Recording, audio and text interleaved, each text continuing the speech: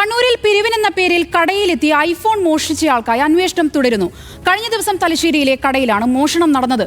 കണ്ണൂർ നഗരത്തിലും സമാന രീതിയിൽ മോഷണം നടന്നിരുന്നു.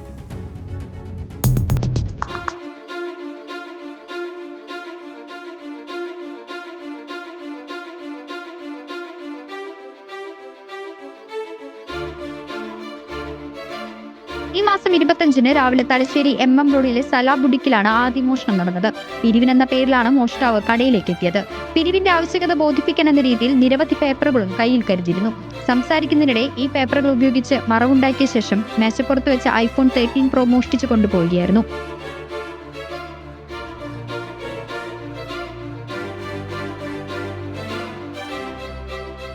സമാന രീതിയിൽ കണ്ണൂർ നഗരത്തിലെ ഗ്ലോബൽ വില്ലേജ് ഷോപ്പിംഗ് കോംപ്ലക്സിലും മോഷണം നടന്നിട്ടുണ്ട്. സംഭവത്തിന്റെ CCTV ദൃശ്യങ്ങൾ ശേഖരിച്ച് പോലീസ് അന്വേഷണം തുടരുകയാണ്.